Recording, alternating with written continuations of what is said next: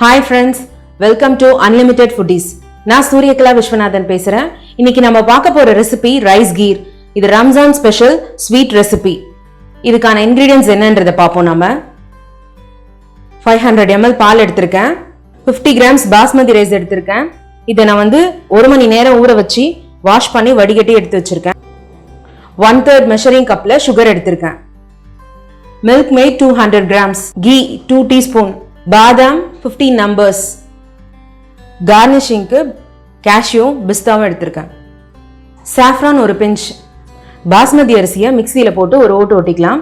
எதுக்குனா முழு அரிசியா போட்டா ரொம்ப லேட் ஆகும், இதுனா சீக்கிரமா குக் ஆகும். அதனால இந்த பாஸ்மதி ரைஸை நான் ஜஸ்ட் ஒரு ஓட்டு ஓட்டுதான், இத மாதிரி இருக்கும். இப்போ இந்த பாதாமையும் மிக்ஸில கோரஸா அரைச்சு எடுத்துக்கணும். மாதிரி கோரஸா அரைச்சு எடுத்துக்கோங்க. வாங்க நாம இதை எப்படி பண்ணலான்றதை பார்க்கலாம். இப்போ ஒரு கடாயில 2 ஸ்பூன் நெய் ஊத்திக்கலாம்.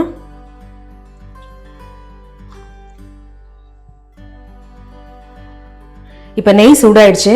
இதுல முந்திரி பிஸ்தாவையும் நல்லா ஃப்ரை பண்ணி எடுத்துக்கணும். இப்போ கடாயில் 1/2 லிட்டர் பால் ஊற்றிருக்கேன். பால் பொங்கி வந்தோடனே நம்ம அரிசி சேர்த்துக்கலாம். பால் இப்போ கொதி வந்துருச்சு. இதுலேருந்து நம்ம ஒரு 2 ஸ்பூன் பால் எடுத்து இந்த குங்குமப்பூவில் ஊற்றி நம்ம கரைச்சி எடுத்துக்கலாம். இப்போ பால் கொதி வந்துருச்சு. நம்ம இதில் அரிசி சேர்த்துக்கலாம்.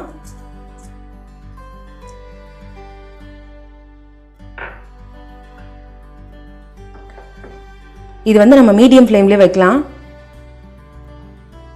நல்லா இதை நம்ம கிண்டி விட்டுட்டே இருக்கணும். நல்லா அரிசி நல்லா குழைய வேகணும். இப்போ நல்லா கட்டியாயிடுச்சு. சாதம் நல்லா குழஞ்சிருச்சு, நல்லாவும் வெந்துடுச்சு. இப்போ நம்ம சர்க்கரை ஆட் பண்ணிக்கலாம்.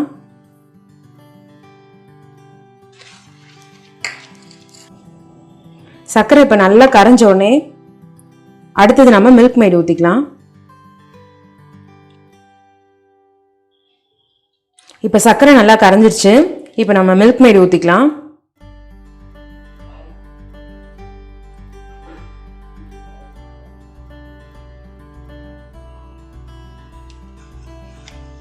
இதை நல்லா நம்ம மிக்ஸ் பண்ணி விடணும். இந்த பாஸ்மதி ரைஸ் நம்ம எதுக்காக இதில் யூஸ் பண்ணுறோன்னா நல்ல ஒரு ஃப்ளேவர் கிடைக்கும் நமக்கு.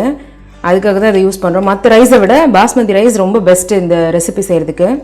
இப்போ நம்ம குங்குமப்பூவை ஆட் பண்ணிக்கலாம். பாலை கரைச்சி வச்சுருக்கிறத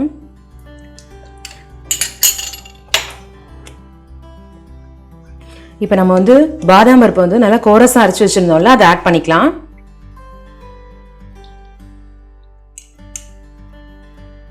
இதை நல்லா கைவிடாத மிக்ஸ் பண்ணிகிட்டே இருக்கணும்.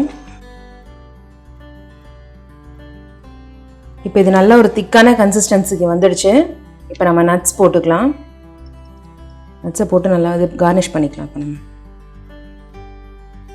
இப்போ நம்ம அடுப்பு ஆஃப் பண்ணிக்கலாம். நல்ல சுவையான டெலிஷியஸான ரைஸ் கீர் ரெடி ஆயிடுச்சு.